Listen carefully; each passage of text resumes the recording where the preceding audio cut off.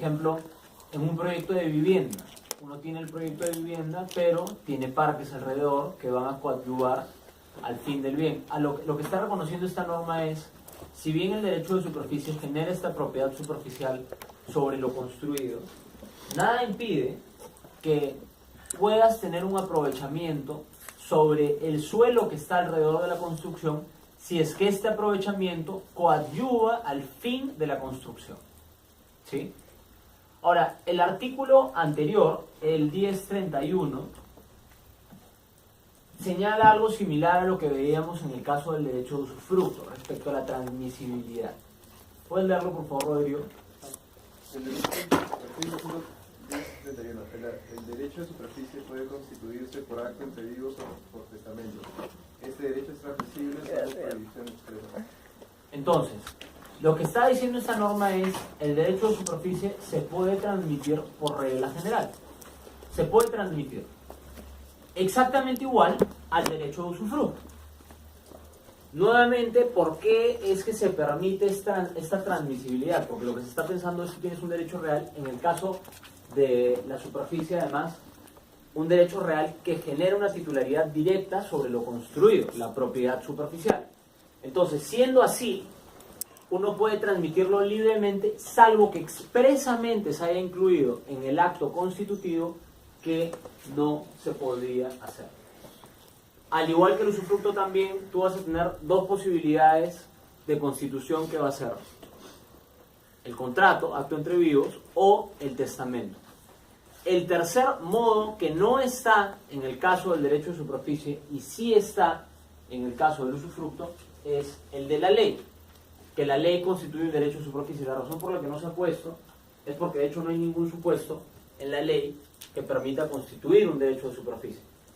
Pero si hubiera una ley, les pregunto, si hubiera una ley que dijera el derecho de superficie también se constituye cuando alguien invade el terreno y construye sobre él, que eso no, esperemos nunca suceda, pero imagínense que diga esto la norma, en ese caso ¿se constituiría o no se constituiría el derecho de superficie cuando se concurra en ese supuesto fáctico? ¿Sí o no? Este artículo 1031 no dice que el usufructo se puede constituir cuando la ley lo diga. Pero imagínense que viene una ley y dice que el usufructo la superficie, se constituye cuando alguien invade un terreno y construye. ¿Se constituiría o no se constituiría el derecho de superficie en este escenario? Sí. ¿Por qué? Porque sería una ley posterior. Porque sería una ley posterior, y más que porque sería una ley posterior... No se genera por ningún negocio, simplemente la ley está diciendo que en ese caso se va a tomar como superficie. Pero esta regla general del 1031 no dice que se puede constituir por un supuesto legal directo, a diferencia de lo que se ocurre en el usufructo. Entonces es una ley posterior, efectivamente lo dice la ley, pero hay algo más. ¿Qué pasaría si es un reglamento el que dice se constituye el derecho de superficie cuando el invasor entra y construye? No. Tiene menos rango. Ya, entonces eso es lo importante. Es el mismo rango rango normativo. pero... Como es una ley también, no solamente porque es posterior, sino como es una ley también, entonces igual se constituiría por lo que diga la ley. Pero en este caso, el 1031 no ha mencionado el supuesto legal porque no hay un supuesto legal fáctico, directo, en donde se constituye el derecho de superficie por la simple concurrencia de un supuesto hecho, a diferencia de lo que se ocurrió en el usufructo con el caso que les decía del cónyuge supérstite cuando muere su otro cónyuge, que sí podía solicitar el usufructo. Sí. No nos contó eso. ¿Qué cosa? ¿El del cónyuge o el de la ley? El del cónyuge. Ya. Ya. La norma de sucesiones dice que cuando se muere uno de los cónyuges, el cónyuge supérstite, en cristiano, el cónyuge que no se muere, puede solicitar que los bienes que van a ser parte de la masa sucesoria se le den en usufructo. Típico ejemplo. Tienes una pareja de esposos que tienen hijos y el único activo que tienen es su casa. Entonces, ¿qué pasaría si es que no existiera esta norma? Se muere, imagínense, el padre y la madre con los hijos heredan la casa. Pero heredan la casa, lo que significa que todos son copropietarios. Si es que todos son copropietarios, cualquiera puede pedir la partición. Si es que alguien pide la partición, podrían dejar a la madre sin casa. Entonces, lo que dice la norma en estos supuestos es la madre o el padre, quien sobreviva al otro, puede solicitar en un supuesto de hecho como este que se constituya un derecho de usufructo vitalicio a su favor. ¿Para qué? Para que no se vea perjudicada su esfera patrimonial para poder vivir de una manera normal hasta que se muera, ¿sí? Y la razón de ser de esto es justamente el vínculo familiar, que tiene una protección particular dentro del derecho de familia. Y que este vínculo familiar que tiene esta protección especial se traslada al derecho sucesorio justamente para proteger el núcleo familiar. ¿Sí? Ok, entonces el derecho de superficie es esto, básicamente. Es la posibilidad de generar un derecho para construir hacia arriba o hacia abajo y tener una titularidad directa sobre ese bien. ¿Cómo es que funciona operativamente un derecho de superficie? A ver, dos cosas importantes. Primero, un derecho de superficie se constituye ¿cómo? Se constituye vía tradición, se constituye vía contrato, se constituye vía testamento. ¿Cómo se constituye? De acuerdo a lo que estamos viendo aquí.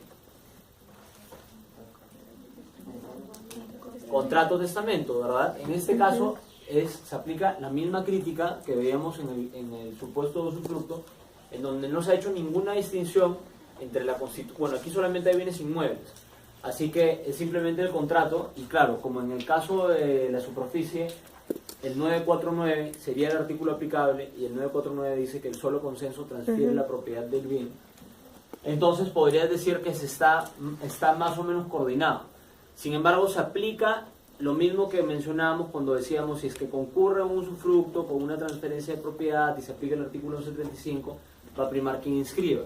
De igual manera, si concurre un derecho de usufructo o un derecho de superficie con un derecho de propiedad, va a primar quien inscribe, porque se aplica el 1135, y el mismo supuesto se dará, la misma fortaleza e importancia de la inscripción se dará cuando tengamos el 2014 y el derecho de superficie sea el derecho que se inscribe.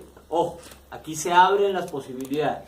No es solamente transferencia de propiedad, sino constitución de cualquier derivación del derecho de propiedad. Ok, entonces, la constitución se da con el solo contrato, ¿sí?